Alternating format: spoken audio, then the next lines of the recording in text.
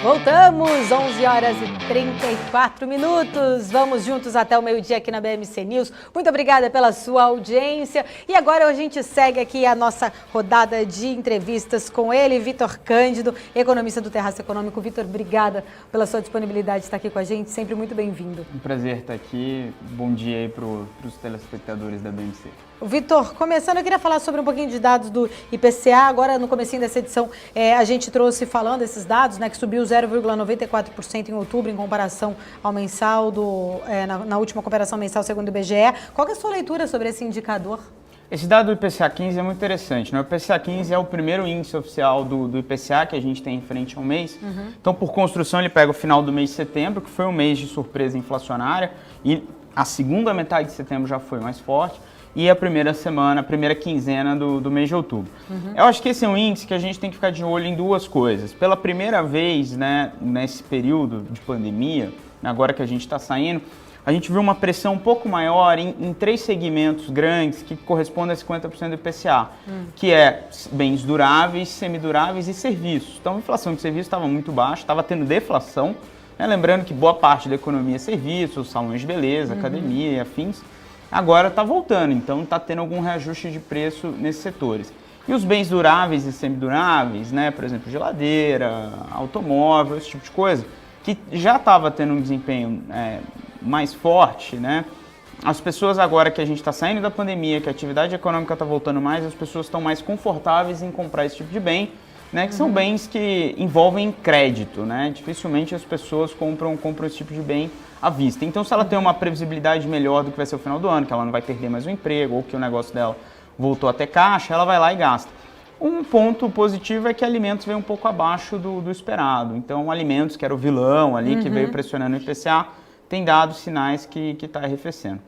No mês passado, no outro mês, a gente teve a questão do arroz ali, que impulsionou bastante, né?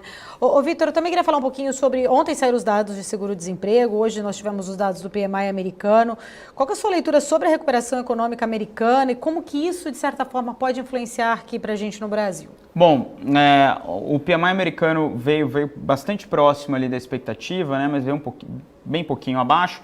Ainda acima de 50, então lembrando que a pesquisa do PMI, né, o PMI, diferente de outros indicadores, ele é um termômetro, né, ele mostra a temperatura da economia daquele setor naquele momento. Se está acima de 50 pontos, é que o setor está expandindo. Então está 53,3, a expectativa era 53,4, então está em expansão. Mas mostra, né, não só o PMI americano, mas hoje a gente teve os PMIs europeus que já tem alguns abaixo de 50, está mostrando que aquela expectativa de um V, né, na recuperação em V, está acabando. Então agora a gente vai entrar numa parte mais inclinada. Muito provavelmente a gente vai começar a ver isso nos dados de Brasil agora do último trimestre também, porque o auxílio emergencial caiu de 600 para 300 reais. Então o que está acontecendo lá fora, com uma atividade econômica ainda forte, mas mostrando que está desacelerando, é o que a gente vai começar a ver aqui também.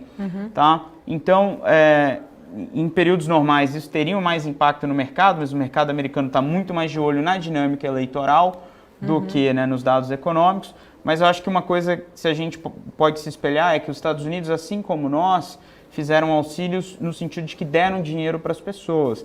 E agora, uma vez que o auxílio termina ou diminui, é natural que a economia esfrie.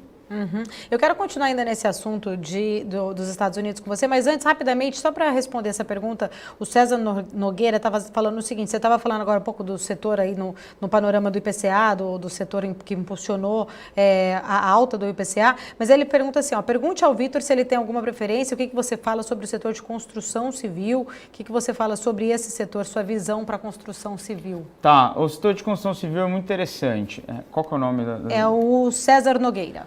César, a sua pergunta é muito interessante. Eu acho que tem algumas coisas que a gente tem que observar. O setor está indo muito bem, né? Por onde você olha, São Paulo virou um canteiro de obras de novo, né? Tá tudo, vários empreendimentos saindo. Os dados também não só de São Paulo, mas do resto do Brasil também mostram uma recuperação. É natural, com esse juro muito baixo, é um setor que se beneficia. A gente também tem visto algumas mudanças na modelagem de crédito para as pessoas que estão tomando crédito, né? Então, agora tem taxa pré-fixada em alguns bancos, tem outros bancos que estão referenciando a poupança. É um setor que, como é muito intensivo em capital, né, tanto na construção quanto na compra, esse juro baixo ele é muito positivo. O problema é que a gente tem uma curva de juros bastante inclinada, que ainda deixa caro alguns financiamentos. E, por outro lado, a gente tem um risco fiscal, a gente tem um risco que eu diria que é não linear, ou seja, ele vai piorando até o momento que a coisa pode degringolar. Então, se a gente continuar tendo problemas fiscais, né, se não sair uma PEC como uma PEC dos gatilhos, uma PEC emergencial, medidas mais duras do governo em relação a isso, eu acho que a gente pode caminhar para o cenário no qual a taxa de juros tem que subir. E aí o setor de construção civil vai ser penalizado. Então, eu acho que, apesar de estar tendo uma certa euforia, o Ibovespa acima de 100 mil pontos de novo, acho que o investidor tem que tomar muito cuidado com isso. A macroeconomia ainda não está resolvida, inclusive está muito longe disso. Então, tem que prestar muita atenção nisso. Ô, Vitor, a gente tem falado muito, né, sobre a novela, o impasse do pacote de estímulo lá nos Estados Unidos. Inclusive, nós conversamos com o Caio no começo dessa semana, o Caio, economista do Terraço Econômico, falou um pouquinho também para a gente, trazendo a visão dele, o que estaria ali gerando esse impasse entre republicanos e democratas. Mas eu queria que você falasse para a gente assim, a sua visão em relação a isso, se você acha que, de certa forma, esse impasse nessa aprovação lá fora, se isso pode afetar a gente a perder esse patamar dos 100 mil pontos aqui na Bolsa? Eu acho que pode afetar, apesar de que uma parte do movimento aqui, né, tivemos dias de movimento muito forte com o S&P andando de lado, né, ou até levemente negativo. Mas pode ser negativo, obviamente, né, se for uma frustração muito grande do mercado americano, isso obviamente impacta a gente. O acordo tem andado, né, e como eu falei já numa outra participação, o governo Trump é um governo de muita vol no geral, né, então as coisas avançam, retrocedem numa velocidade muito alta. O Bolsonaro é um pouco similar a isso, né, diz uma coisa, depois uma outra declaração voltando atrás. Me parece que o pacote vai binding, vão fechar o pacote nas próximas horas. Hoje é um dia importante para isso, então uma definição hoje é importante. Fim de semana também, ao contrário do nosso Congresso, o Congresso nos Estados Unidos também funciona final de semana, então a gente pode ter notícias aí ao longo do fim de semana. Eu acredito que o pacote vai ser fechado e é até bom porque estão conseguindo separar um pouco a questão do pacote da eleição, que é daqui, né, em menos de 2 semanas. Antes da gente mudar de assunto, só para eu fechar um pouquinho desse assunto lá dos Estados Unidos, a gente já falou isso, eu falei isso, perguntei a opinião dos nossos outros convidados, mas queria saber a sua.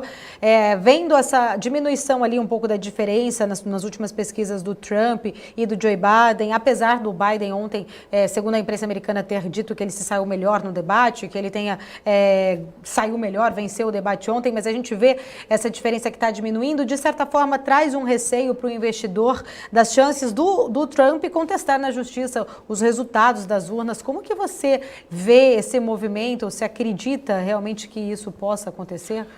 É uma possibilidade, né? Como eu falei, o governo Trump é um governo de muita vol. Tanto é quando a gente olha os futuros de volatilidade nos Estados Unidos, quando o Biden começa a se distanciar nas pesquisas, a volatilidade futura caiu. Então o mercado atribui que vai ser um governo menos volátil. Eu acho que o fato do Trump querer, né, ou ter essa vontade de contestar na justiça vai depender se o resultado for muito próximo. Uma outra coisa que eu comentei na minha última participação aqui, que tem que ficar no radar nos Estados Unidos tem a modalidade de voto por correio, que é uma novidade, né, para nós brasileiros, algo até estranho para a gente. Impensável, né? Impensável. Mas tem tido essa eleição, na última eleição teve menos de 1 milhão de votos enviados pelo correio. Só até agora, o último número que eu vi, já era próximo de 7 milhões de votos enviados. Então 7 milhões de eleitores já enviaram seus votos. Então a gente tem uma dinâmica que pode ser diferente, pode ter um atraso nessa contagem. Né? Uma outra coisa, um outro fator que pode levar a uma judicialização é algumas denúncias de carteiros rasgando em alguns bairros os envelopes de devolução dos votos. Nossa. Então, se você mandar com o envelope chega violado no centro de contagem, o seu voto é descartado. Então, há sim um temor de que, se o resultado for muito próximo, né, assim como foi o Bush com o John Kerry lá em 2000, de que a eleição possa ser contestada judicialmente. E muita gente fala que a pressão do Trump para aprovar aquela juíza conservadora vinha nessa direção, né, para ele ter uma maioria conservadora na Suprema Corte, caso fosse nessa direção. Mas, aparentemente, esse cenário hoje é um cenário com uma probabilidade menor de acontecer, a probabilidade do Biden ganhar é maior. Bom, vamos ficar aqui acompanhando esse assunto. Eu quero trazer o Alex André, que está lá direto da nossa redação da BMC News, que ele quer fazer uma pergunta para o Vitor. Fica à vontade, Alex. Oi, Paulo, obrigado. Olá, Vitor, tudo bom? Falando sobre a questão aí macroeconômica, né? Você disse aqui que a macroeconomia no Brasil está muito deteriorada quando a gente olha a questão do risco fiscal que impacta aí nas curvas de juros. Mas eu peço para você fazer uma leitura, por gentileza, para o investidor, principalmente o investidor que entrou agora na Bolsa, que não tem muita noção, né, que essa curva de juros pode impactar nos investimentos, né? Mas olhando nesse cenário macro, né, o que você enxerga nessa curva de juros que está sendo estressada, né? Enfim, você mesmo falou do aumento da taxa de juros que pode acontecer no ano que vem, mas passando um panorama geral para o investidor agora que entrou em Bolsa, para ele ter a real dimensão dos riscos aí, para ele assumir na Bolsa de Valores. Bom, Alex, obrigado pela pergunta, ela é muito boa. Acho que o que a gente tem que ficar de olho, né, a curva de juros nada mais é, né, explicando para o investidor mais iniciante, ela nada mais é que o preço do dinheiro ao longo do tempo, né, e a gente basicamente captura isso pelos títulos do governo, que tem diferentes vencimentos, tem título que vence esse ano, tem título que vence em 2021, 2022 e assim por diante. Então, como o governo é o melhor crédito na praça, né, porque no final do dia a dívida é em reais, quem imprime reais, quem tem o poder sobre isso seria o governo, né? Então ele é o melhor crédito que a gente tem. Então ele determina o valor de todos os créditos no Brasil. Então por exemplo, se a Vale emite uma debênture, por exemplo, ela paga um prêmio em cima de uma NTNB, né? Então se a dívida da Vale vence junto com uma NTNB em 2045, por exemplo, ela paga um prêmio em cima dessa NTNB, né? Que é o que a gente chama de spread crédito. Então, uma coisa que a gente tem que ficar de olho é que o quanto o governo tem conseguido se financiar, a taxa, ela está pressionada. O governo não tem conseguido se financiar, mesmo nos títulos mais curtos, muito próximo da taxa Selic ou da expectativa do que será a Selic nos próximos anos, quando a gente olha o relatório Focus, por exemplo. Então, isso indica que há uma pressão fiscal. Tá? E ainda mais quando sai um dado como hoje do IPCA 15, que na minha opinião ainda não é um game changer, ainda não levará o Banco Central a rever a sua política de juros, mas isso impacta já uma curva que o mercado que já está estressado, o mercado que já acha que pode ter um problema fiscal. Então, a Selic hoje, né, a diferença, a taxa de juros em 2% por um título de 5, 6 anos está em 500 pontos, 450 pontos, é muito alto isso, tá? Então quer dizer que a curva está inclinada, então o mercado acredita que o preço do dinheiro ao longo do tempo vai subir por uma pressão na curva soberana, ou seja, na curva na qual o governo se financia. Quais são as taxas que o governo paga? E isso pode impactar a Bolsa, porque você muda, né, o que a gente chama da taxa livre de risco, a taxa na qual você desconta, né, os investimentos em Bolsa quando você faz valuation, né? Então, se você tiver um cenário no qual o descontrole fiscal permanece e o Banco Central tem que subir juros muito mais por uma questão de estabilidade financeira do que por uma questão de inflação, né, você obviamente vai impactar esse valuation, né, e você vai acabar, né, impactando o valor de todas as ações listadas no Ibovespa. Não acho que é um cenário provável, isso é uma coisa importante de dizer, isso é um cenário possível, mas há ainda tempo e há uma expectativa do mercado de que o governo emitirá sinais mais contundentes na frente fiscal, agora principalmente passando as eleições municipais. Beleza, Vitor.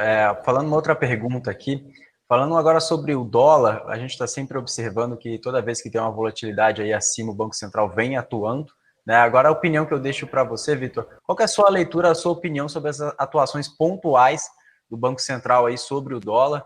E sobre o que agora o panorama agora é outro, né? Se a gente observar que as reservas que o Banco Central mesmo possui, ele está conseguindo fazer isso de forma mais confortável, mas o próprio Campos Neto também vem sinalizando que a economia ela não está sendo totalmente precificada de forma mais sustentável, né? Ele vê bastante incerteza. O que você olha nesse cenário de câmbio e a atuação do Banco Central nesse patamar de preço do dólar? Bom, acho que a primeira coisa do câmbio que a gente tem que entender, 2020 não está sendo um ano fácil para os emergentes, tá? A maioria dos emergentes ex-China tiveram performance nas suas moedas muito ruins, né? Países que foram impactados em cheio pelo coronavírus. Então, por uma questão, né, usando um jargão de mercado, o beta, né? Quando a gente está em relação aos emergentes, o câmbio de fato desvalorizou muito por essa questão. É óbvio que tem uma questão idiosincrática de Brasil, né? Os nossos problemas fiscais, Então, as atuações do Banco Central, na minha opinião, elas têm que ser atuações, e tem sido nessa direção, de diminuir volatilidade exacerbada. Não é papel do Banco Central acabar com a volatilidade ou colocar o câmbio em outro patamar. Se o câmbio está em 5,50, 5,60, existe uma explicação macroeconômica fundamentada para o câmbio estar nesse nível. Não é papel do Banco Central, né? Às vezes eu ouço muitas pessoas comentando, o Banco Central não faz nada com o câmbio, olha o nível do câmbio. Quando a gente faz algumas modelagens, fica um pouco óbvio que esse câmbio acima de R$5, ele é altamente explicável pelo que aconteceu com os demais emergentes. Teve uma fuga de capitais de países emergentes muito grande no ano de 2020. Às vezes até maior, quando a gente olha, dependendo da janela de tempo, maior do que aconteceu na crise de 2008. Então é natural que o câmbio esteja desvalorizado. Se a gente endereçar o fiscal, eu acho que tem uma chance boa desse câmbio dar uma raleada e vir mais próximo de 5, e talvez até ali abaixo de 5. Por quê? A gente olha os fundamentos da economia, a gente fez um ajuste muito grande em conta corrente, quer dizer o quê? Que as nossas importações caíram muito, que o nível do câmbio subiu, e as exportações estão maravilhosas, né? A gente vê a pressão no preço dos alimentos, é porque os alimentos estão super bem cotados lá fora, né? Então a gente está tendo aí um ano excelente para a nossa agropecuária em termos de exportação, e tudo isso ajuda, né? São mais dólares disponíveis no mercado.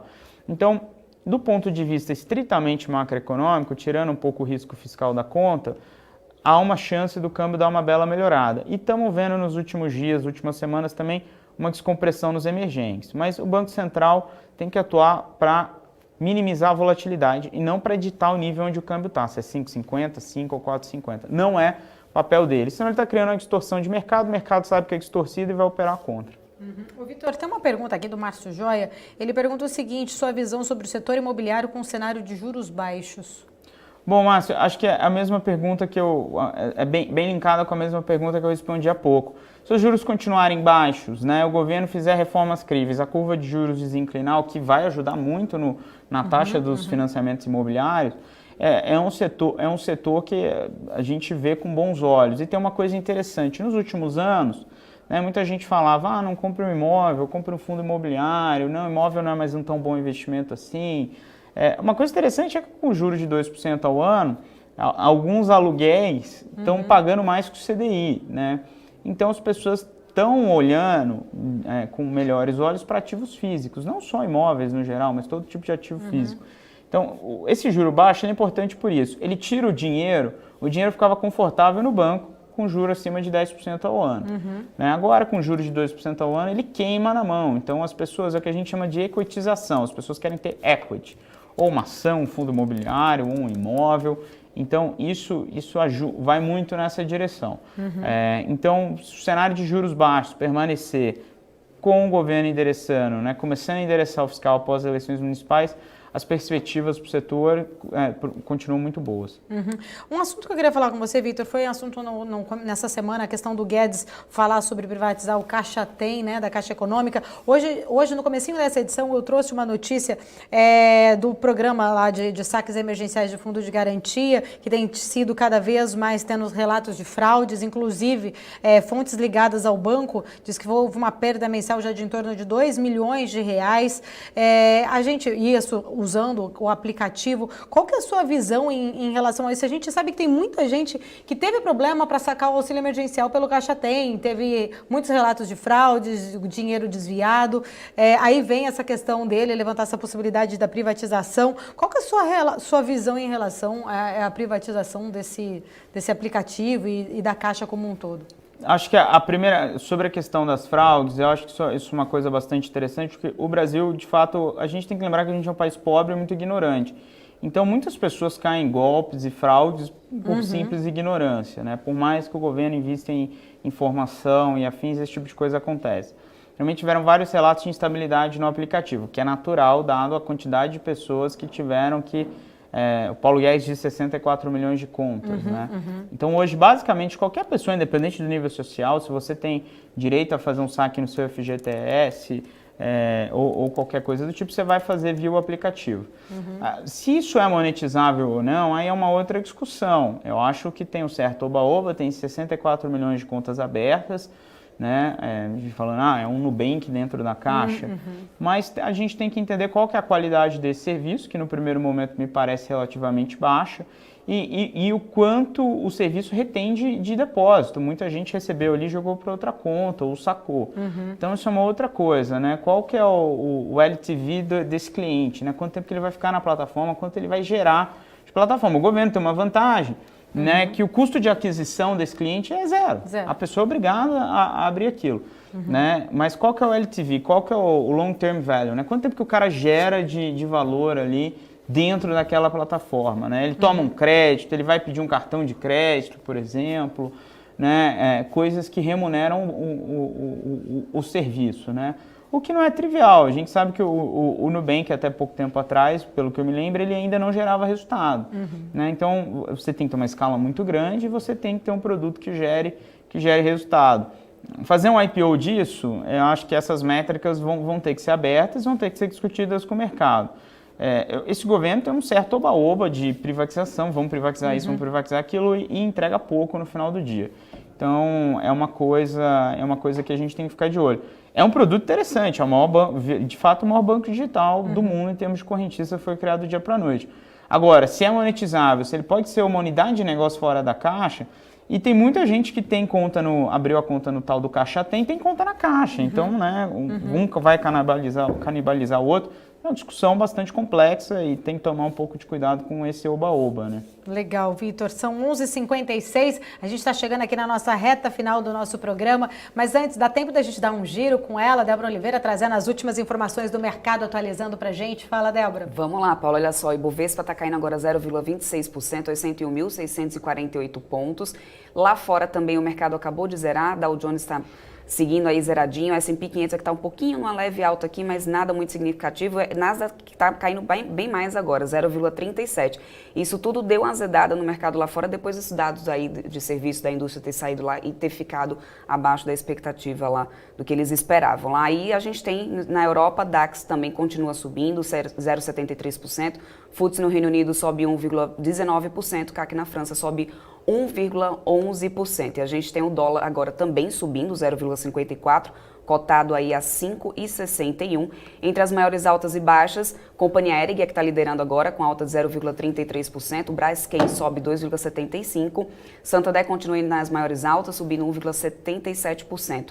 Nas quedas a gente tem Marfrig, cai 2,64%, PetroRio Prio 3 cai 2,60%, JBS está caindo 2,59%. Paula. Tá ótimo, Débora. Muito obrigada pelas suas informações. Vitor, rapidamente, só um recado final para o telespectador que está nos assistindo. Deixa as suas considerações finais para todos eles que estão nos assistindo, por favor. Eu acho que a gente tem que ficar de olho agora nas próximas semanas, obviamente eleição americana, mas já tem um desfecho. Uma coisa que a gente tem que acompanhar também são as eleições municipais aqui no Brasil em grandes capitais, né? Vamos ver qual que é a real força do governo Bolsonaro em fazer líderes locais. Aparentemente, né, as últimas pesquisas mostram que o presidente não tem tanta força. Assim, a gente viu no Datafolha de ontem o Russomano derretendo, o Bruno Covas aparecendo na frente pela primeira vez. No Rio, provavelmente, Eduardo Paes caminhando para uma vitória em cima do Crivella, que é uma figura política ligada ao presidente. Isso vai mostrar qual que vai ser um pouco a dinâmica do Congresso Nacional depois das eleições municipais, né? Vai ser uma certa inferência de poder do presidente. Por enquanto está parecendo ser baixa e depois das eleições municipais vamos tentar entender o que vai vir aí dos pacotes fiscais, se o Rodrigo Maia vai conseguir imprimir aquela agenda de reformas que ele falou na semana passada. Tá ótimo, Vitor. Muito obrigada pela sua participação. Gente...